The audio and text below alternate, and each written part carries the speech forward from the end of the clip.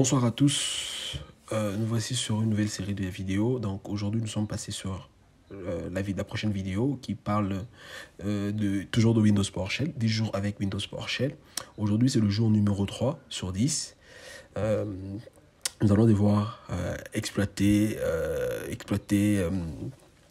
les lignes des commandes, exploiter l'exploitation de pipeline.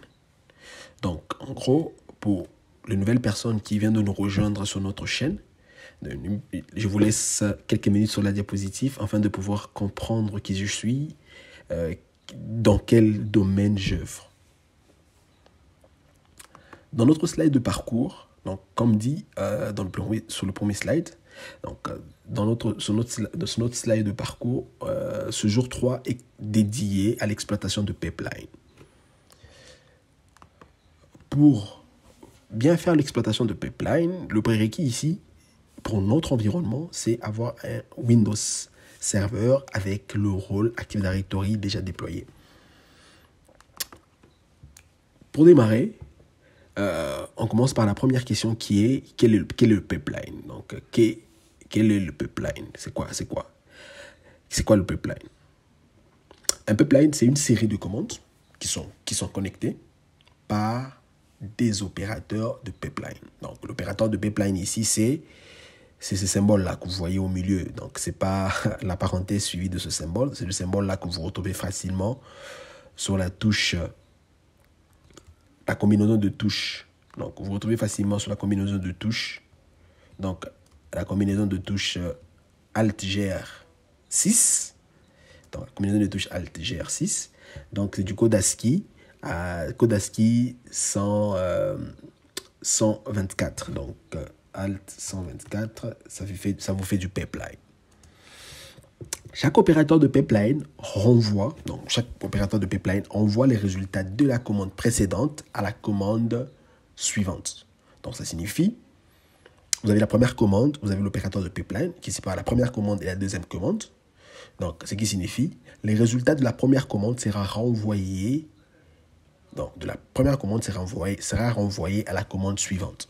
Donc, ce qui signifie ici, en gros, on essaie d'expliquer encore, la sortie de la première commande peut être envoyée pour traitement en tant qu'entrée dans la deuxième commande. Et cette sortie peut être envoyée à une autre commande. Donc, ça signifie, je récupère la première commande, la sortie, l'output de cette commande peut être utilisé comme étant l'entrée de la deuxième commande. Et aussi, la sortie de cette deuxième commande peut être exploitée comme étant l'entrée dans une troisième commande. En gros, le résultat, c'est une chaîne des commandes ou de pipeline complexe composée d'une série de commandes simples. Donc, je ne sais pas si vous avez essayé de comprendre, si vous avez compris ce dont j'ai fait allusion ici. Donc, pour mieux vous faire comprendre, on va sans plus tarder atteindre la partie exemple de pipeline.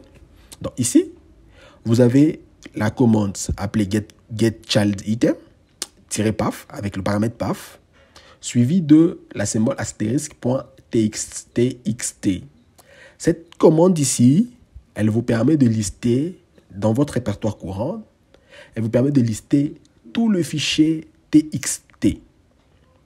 Maintenant, la sortie de cette commande est exploitée. Donc, il passe à travers un pipeline, donc l'opérateur pipeline.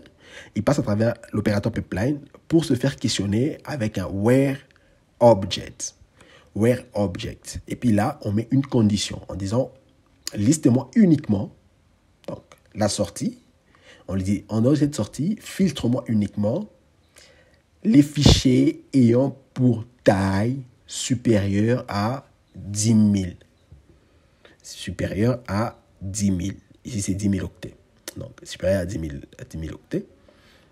Et ensuite, le résultat de cette commande, le résultat de ces deux chaînes de commandes sera entré dans la troisième commande qui est la commande de tri.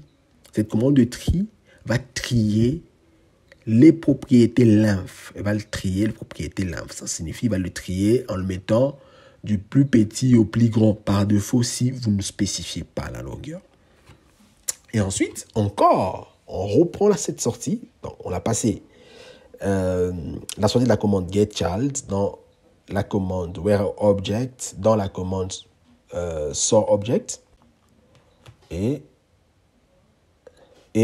on le repasse dans la dernière commande qui est format-table. Donc, on va devoir le formater. Donc, vous voyez qu'on a fait passer 4 commandes dans une seule ligne des commandes pour avoir une sortie un peu plus filtrée sur ce que l'on souhaite avoir. Donc, de ce côté ici, c'est une brève explication. Donc, le getChildItemPath, donc, il va prendre les infos du fichier, donc les objets du fichier de ça, il va le faire entrer pour trier uniquement en termes de longueur. Ensuite, il va les trier sur base de longueur qu'il a trouvé.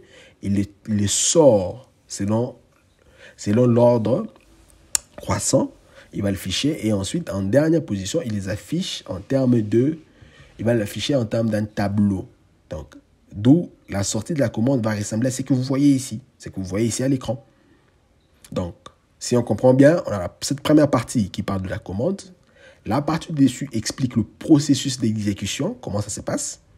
Et la dernière partie vous démontre la sortie, à quoi va ressembler la sortie de ces commandes passées en pipeline. Donc, pour mieux comprendre, le pipeline s'exécute de gauche vers la droite. La sortie de chaque commande est passée à la suivante. Donc, ça signifie que la sortie de la première commande est passée comme entrée à la deuxième commande, ainsi de suite. Ainsi de suite, si vous avez plusieurs commandes, vous pouvez le passer autant que vous voulez. Maintenant, cette sortie, comme c'est une pipeline, toute cette sortie est considérée comme étant une collection. Toute cette sortie est considérée comme étant une collection. Et dans la collection, on a la partie propriété et on a la partie objet. Donc, la partie objet, c'est la liste qui a été sortie en sortie de dernière commande pipeline. Et le propriété, c'est le nom et la taille qui a été spécifiée. La collection, c'est l'ensemble de tout ça. Je ne sais pas si vous avez bien compris. Donc, si vous n'avez pas bien compris, n'hésitez pas à mettre vos questions dans le commentaire. Et on va voir comment faire pour vous répondre. Et ensuite, connaître le membre d'un objet. Donc, il est vraiment important de connaître le membre d'un objet. Donc, le membre d'un objet, c'est connaître quelles sont les probabilités, quelles sont les propriétés, les méthodes, les événements d'une commande. Si vous souhaitez, donc comme la phrase qui dit, si vous souhaitez connaître les propriétés, les méthodes, les événements d'une commande, il vous suffit de taper la commande, je veux connaître le propriété, les méthodes et les événements de la commande get-service. J'ai fait get-service. Pipeline, j'ai dit getMember. GetMember, c'est un outil de découverte similaire à Help. Il est vraiment similaire à Help. Il vous permet vous pouvez l'utiliser pour apprendre plutôt à utiliser le shell. Donc, vous voulez connaître quelles sont les propriétés d'une commande, quelles sont les méthodes qui peuvent exister dans une commande, les événements, ainsi de suite. Vous pouvez utiliser la commande getMember pour pouvoir exploiter et comprendre le bon fonctionnement de cette commande-là. Le formatage de la sortie du pipeline. Il est vraiment important de bien formater la sortie de votre commande, car vous pouvez avoir des valeurs qui sont supérieures au contenu du tableau, au contenu de la sortie du format du tableau, du format de la ligne des commandes. D'où, il peut être important pour vous, pour mieux lister une quantité exponentielle de données qui sont sorties en pipeline, vous pouvez utiliser plusieurs types de formatage. Vous avez le formatage en tableau, dans un tableau. Vous avez le formatage sous forme d'une liste. Et puis, vous avez le formatage qui est customisé, donc qui est personnalisé. Et en dehors du formatage, il est aussi important de comprendre comment les objets peuvent être triés. Chaque commande détermine son propre ordre de tri par défaut. Donc, à retenir, chaque commande détermine, ça détermine en fait son propre ordre de tri par défaut. Donc, vous triez les objets à l'aide de la commande sort-object. Ça vous permet de trier. Et chaque commande a sa façon de trier. Donc, à l'exemple, vous avez la commande getService. Lorsque vous rajoutez en pipeline sort-object, ça va trier la colonne, name de service. Bon, on va le voir dans la partie démonstration. Il existe une commande PowerShell qui vous permet de trier les objets dans le pipeline. Donc, c'est la commande qu'on a spécifiée là-bas. La commande sort-object. Le tri permet de grouper, donc de regrouper les sorties en utilisant group by. Donc, vous pouvez le grouper comme vous voulez. Vous pouvez grouper les sorties pour que vous puissiez avoir un aperçu général. Sans plus tarder, nous tombons sur la partie démonstration qui est la démonstration de getMember, de l'usage de getMember, la démonstration de l'usage de format, toutes les commandes de format, donc la plupart des commandes de format qu'on va prendre un extrait, et la commande de tri. Nous allons dans notre contrôleur de domaine, nous authentifions. Je vais juste réduire pour avoir l'aperçu de l'écran plus grand. Ok, c'est fait. Donc,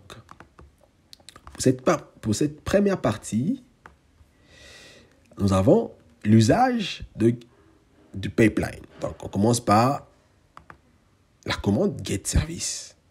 Pipeline getMember. Ici, comme je vous ai dit initialement, la commande getMember vous permet de lister les événements. Donc, vous avez le member type, les événements, les méthodes, événements, méthodes, propriétés. Vous avez les alias.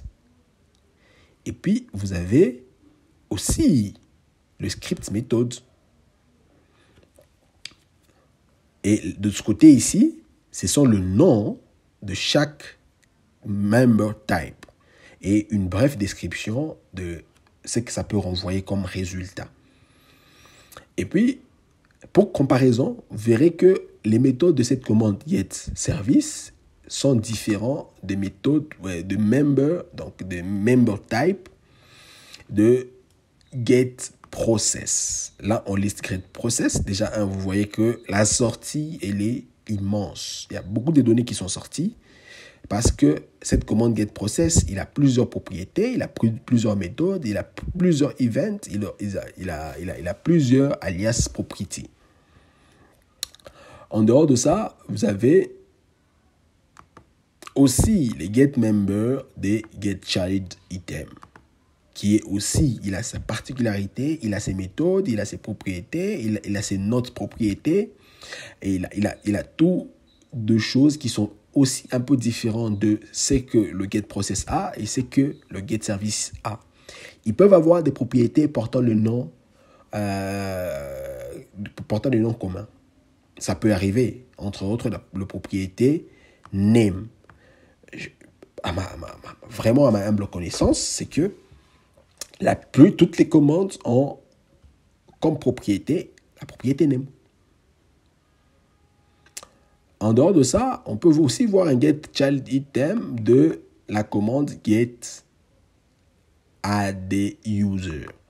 Si on le trie, par défaut, ce que vous avez ici, ce sont des propriétés requises pour l'exécution de cette commande, des propriétés requises. Vous vous rappelez lorsqu'on a parlé des new, donc dans le jour 2, on a parlé des new AddUser. Dans new AddUser, il y avait des propriétés qui étaient required. Donc ces propriétés required, c'est ce qu'on voit ici par défaut. Mais si on veut voir toutes les propriétés, on va rajouter le paramètre propriété, on met star pour l'obliger d'afficher les getMember de toutes les propriétés de la commande getAddUser. Vous voyez que c'est complexe. Il y a plein de propriétés que vous pouvez exploiter. Donc, ça vous permet d'apprendre. Par exemple, vous voulez modifier un attribut d'un user dans AD. Vous ne connaissez pas le nom de propriété. Vous tapez cette commande. Vous avez toute la liste. Vous pouvez aller liste par liste pour voir. Vous pouvez aussi les trier. Donc, un peu plus loin, vous allez voir comment faire pour trier. Ça va vous permettre de pouvoir mieux exploiter la sortie. Donc, si vous souhaitez, par exemple, formater, dans la partie formatage, on va faire un getService pipe format list. On va lister quoi ici? On va lister les noms et les statuts. Donc, ça a été listé. Donc, ici, on a les noms des services et leur statut uniquement. On n'a pas la partie description. On peut taper la même commande. Donc, cette façon d'afficher, on peut aussi l'utiliser sans pipe, mais cette fois-ci avec la commande get add computer. Si on exécute, ici, ça nous liste tous les ordinateurs avec leur propriété operating system. Donc, ici, pour mon cas, mon AD de test n'a qu'un seul ordinateur et un autre ordinateur qui a permis de synchroniser sur Azure. Donc, qu'à cela n'empêche. On a uniquement ici l'ordinateur de DC. Donc, je n'ai pas assez d'objets ordinateurs. On a uniquement l'ordinateur DC de mon environnement de lab avec son operating system, donc, qui est Windows Server 2019, l'édition Data Center. Maintenant, ici, cette sortie nous renvoie aussi d'autres attributs ou d'autres propriétés que nous ne souhaitons pas avoir. Maintenant, on peut encore plus filtrer en rajoutant le pipe, en disant, voilà, je vais avoir uniquement le propriété plutôt nom et l'operating system. Si on l'exécute, on a la sortie. La sortie qui est en format tableau. Donc, le F, c'est pour dire commande format. Le T, c'est pour dire table. On découle. On peut aussi faire un get add user pour afficher tous les utilisateurs de l'AD. Ils sont bien listés ici. À la différence, maintenant, on va lui dire, voilà, format avec format d'une manière customisée.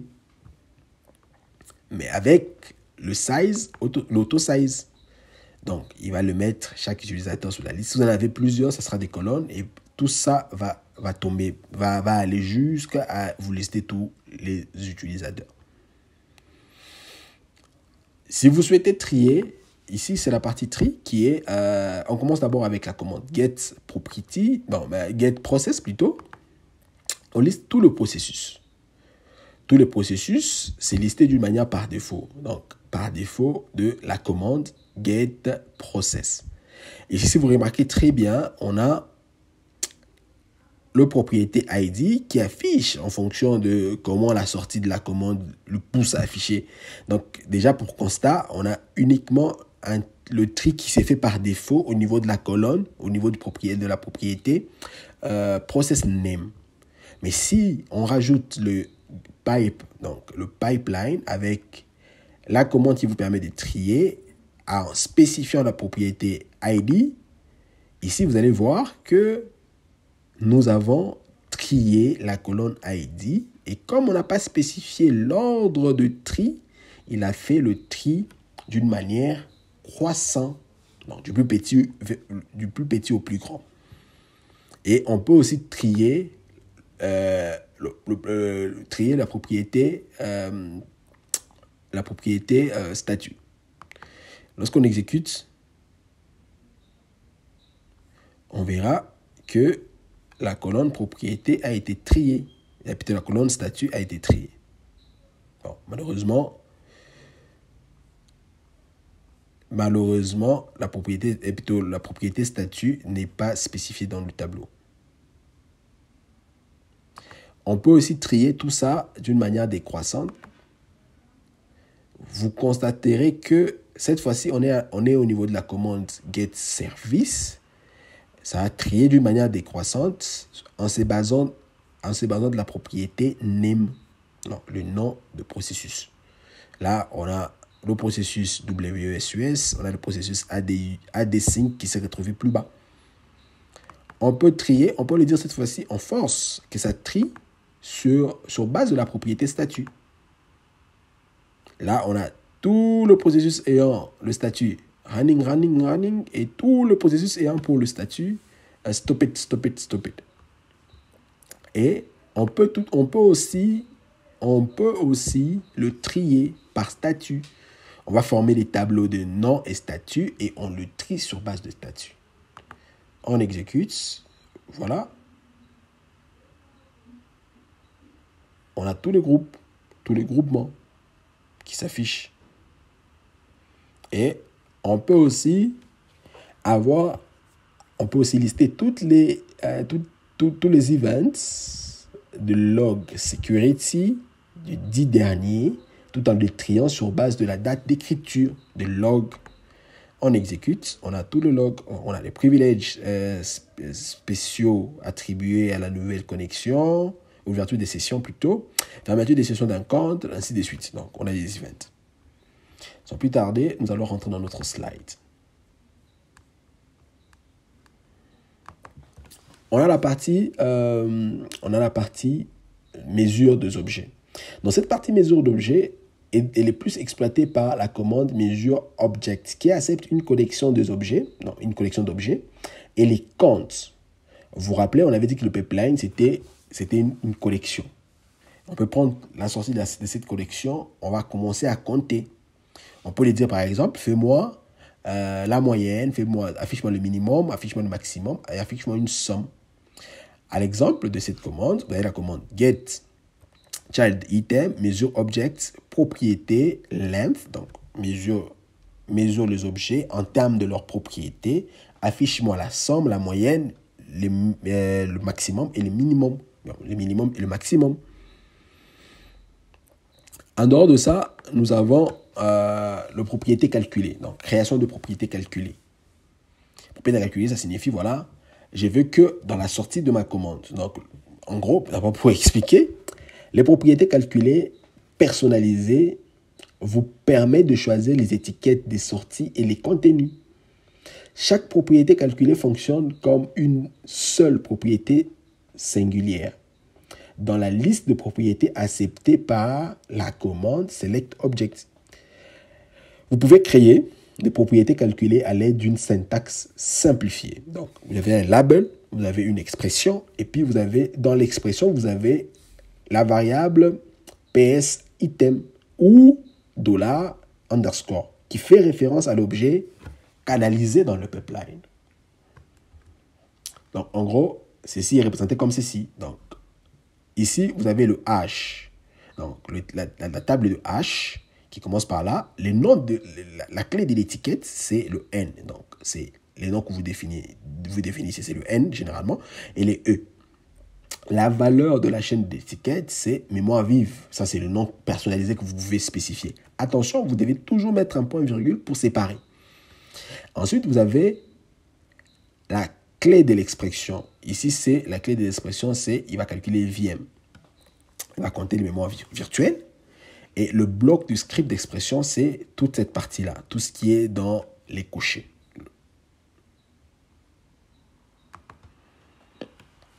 Et la création de propriétés, donc de propriétés calculées, peut aussi être formatée.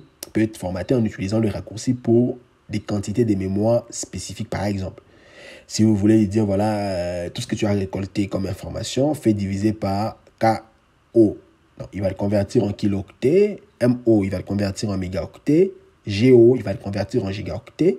TO, il va le convertir en téraoctets.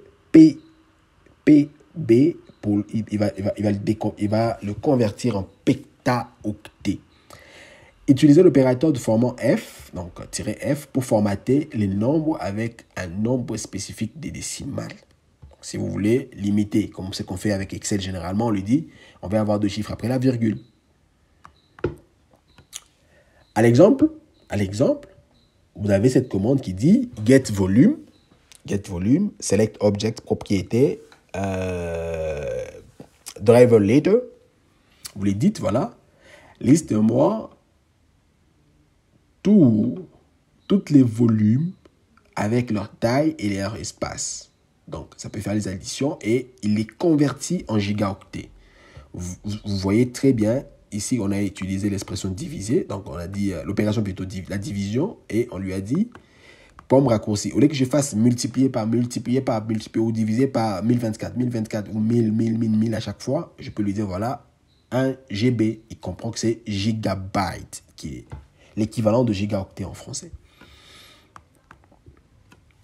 les filtres des objets hors du pipeline. Donc, on peut aussi filtrer les objets en dehors du pipeline. Vous pouvez utiliser les données en dehors du pipeline en utilisant des opérateurs de comparaison.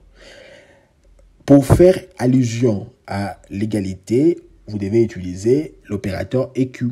Donc, EQ pour les éléments qui sont insensibles à la casse. Donc, on s'en fout de la casse.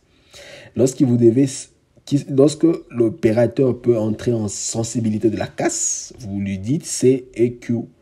Donc, je vous laisse 2 minutes devant ce tableau pour essayer de le comprendre. Vous pouvez le capturer, vous pouvez le trouver sur Internet. Généralement, c'est propre à PowerShell. Je ne sais pas s'il y a d'autres langages de programmation qui utilisent presque les mêmes nomenclatures, mais je ne pense pas trop.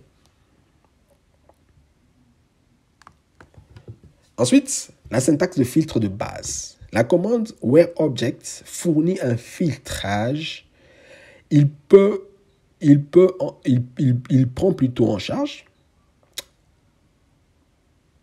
La commande WhereObject fournit un filtrage. Il ne prend en charge qu'une seule condition. Donc, vous ne pouvez pas mettre toutes les conditions que vous voulez sur la même ligne. Donc, vous avez l'exemple qui sont devant nous. Get-service. Et puis, vous faites where. Donc, WhereObject. Statue equal running. Pour dire, filtre-moi uniquement les services ayant pour statut running. Ou encore, filtre-moi uniquement le processus qui bouffe mon CPU au-delà de 20 GHz. Et on a aussi le filtrage avancé. Avec la commande WhereObject, qui peut vous fournir un filtrage, il peut aussi prendre en charge plusieurs conditions. Donc, ça, c'est pour le cas où vous voulez parler de la syntaxe, donc vous voulez parler du filtrage avancé. La première fois, c'était pour le filtrage simple, donc de base. Donc, vous mettez qu'une seule condition. Ici, cette fois-ci, vous allez écrire la commande getService, WhereObject-filter, vous lui dites, voilà, le statut en running. Vous pouvez rajouter un autre opérateur logique pour rajouter plusieurs filtres. Le syntaxe de filtrage avancé avec les opérateurs logiques. Donc, vous vous rappelez, je vous avais dit les filtrages avancés. Et ici, on rajoute avec les opérateurs logiques. On est toujours dans le filtrage avancé, mais on rajoute les opérateurs logiques. Donc, on lui dit getVolume, WhereObject-filter, l'état de santé doit être sain ou avoir une capacité d'attention qui est inférieure à 100 MB. En démonstration, on rentre dans notre Windows Server. On arrive là. On a le mesurage des objets et les propriétés calculées. Donc, on lui dit, voilà, get add the user, filter, on ne filtre rien, mais la propriété where create. On lui dit, filtre ça par where create descendant. Donc, d'une manière descendante. Select object, select les propriétés de nom. Vous vous rappelez, ici, on parle de la création de mesurage des objets. Le nom suivi de la colonne, donc suivi de la propriété. Donc, vous vous rappelez ici, on dit que ça, ce sont des propriétés, suivi de la propriété, donc suivi de la colonne appelée âge du compte en jours. Et maintenant, la sortie, on va faire le calcul. Logiquement, en fait, la date qui est sortie, c'est une date qui... En fait, ce n'est pas une date écrite... En fait, c'est une valeur date qui pointe directement à la date de la création. Mais ici, on fait passer une opération qui va compter carrément en nombre de jours. Donc, si vous voulez vraiment avoir l'aperçu général, on va exécuter la commande pour que vous puissiez bien voir. Donc, on exécute. On a le nom des utilisateurs qui sont listés là et leur âge. L'âge, c'est l'âge de la création de ce compte-là. Les 2 premiers comptes ont été créés à 16 jours. Les autres comptes ont été créés il y a 176 jours et 177 jours. Ensuite, On peut aussi faire le propriété calculée. Donc là, on était en mesurage des objets. Et là, on va faire en calcul maintenant. On exécute celui-ci. Vous allez voir. Ici, c'est get volume, select object, propriété driver letter. On lui dit les noms, donc la taille, donc le N, vous vous rappelez le N, il y avait le N et les E. Le N, on lui dit la taille, c'est l'entête. Et le N, c'est pour faire le calcul. Pour faire le calcul, et on lui dit, voilà, tu vas garder les nombres après la virgule, ça sera de 2. 2 chiffres après la virgule. Donc, N2. Et puis, il va diviser la valeur qui est là. On descend. Le filtrage simple. Donc, on a l'exemple qu'on avait dans le slide. Ça liste uniquement tous les services ayant le statut running et tous les services ayant consommé 20. Donc, 20 secondes. Il est en 20 secondes plutôt. La valeur était en 20 secondes. Supérieure à 20 secondes. On n'a pas d'autres processus qui utilisent le temps de CPU au-delà de 20 secondes. Ensuite, maintenant, on a le tri avancé, donc le filtrage avancé sans opérateur logique. On exécute. Cette commande fait la même chose que celle-là. Elle fait la même chose que celle-là. Et celle-ci, le WhereObject, ici, en raccourci, ou je dirais en alias, ça ressemble, ou ça équivaut à un point d'interrogation. Donc, le résultat sera identique. Et puis maintenant, on a ici les opérations, le filtrage avancé avec opérateur logique. Donc, la santé doit être saine et le size de running d'attention doit être inférieur à 10 mégabytes. Donc là, on va afficher tous nos volumes. Tous nos volumes avec le size running qui sont là. Comme on avait dit, c'était or. Vous allez voir que la santé doit être saine. Oui, donc ça signifie, là où vous avez des valeurs qui sont supérieures, comme là, ça signifie que sa santé est meilleure, sa santé est bonne. Sinon, si sa santé n'est pas bonne, on ne devait pas le voir. Donc, à l'exemple, changeons le or en end, par exemple. On exécute. Vous voyez, on n'a que la deuxième parce que il n'y a que lui qui respecte la condition, les deux conditions. Ok, on progresse. Nous rentrons dans notre slide. On peut aussi renvoyer les données du pipeline en sortie. Donc, ce qui a été sorti dans le tableau, on peut le transférer, on peut le renvoyer dans un fichier. En utilisant la commande outFile ou les identiques, en fait, le signe de supériorité, 2 fois supériorité. Mais aussi, cette sortie, elle sera uniquement en texte. Mais on peut aussi le renvoyer dans un fichier CSV à l'aide de la commande convert to CSV ou export to CSV. Export-CSV. Et ceci peut varier. Ces deux commandes la sortie de fichier peut varier sur base du format que vous souhaitez. Ça peut être en CSV, ça peut être en HTML, ça peut être en XML, ça peut être un fichier JSON. La transmission de données à l'aide de valeurs. Donc, à l'aide de by value, donc par valeur. Ça signifie, j'ai mis les objets de chaîne dans le pipe, donc avant l'exécution du pipe. Je lui dis, voilà, le nom, on a bytes, donc bits, et on a Windows RM, WinRM. Et puis on lui dit pipe get service. Les names, en fait, c'est l'attribut qui est invisible. Ça prend le deux noms qui a été écrit devant le pipe, ça va le mettre dans la zone name pour faire un filtre, pour afficher uniquement le BTS, donc dans le service BTS et le service WinRM. Et puis, on a la transmission de données à l'aide de propriétés by name. Donc, ici, on peut, donc, à l'aide de cette commande qui est get add computer filter, tous les filtres, select object, on lui dit uniquement le nom des ordinateurs, affiche le nom des ordinateurs et affiche. Donc, on récupère tous les noms des ordinateurs pour faire un get process de ces noms d'ordinateurs. Vous vous rappelez au début, dans le jour 2, si je ne me trompe pas, on disait qu'il y avait des commandes qui avaient la propriété appelée computer name. C'est le cas de get process. Il a une propriété qu'on appelle computer name. On va prendre le nom des ordinateurs qui ont été listés. On va les entrer dans la prochaine commande qui est get process computer name. On va spécifier ce nom-là.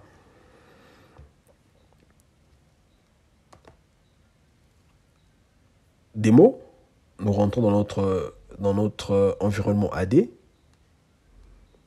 On va exécuter la commande BTS, donc BTS et WinRM, et on l'entre dans le pipe, on lui dit get process, donc get services.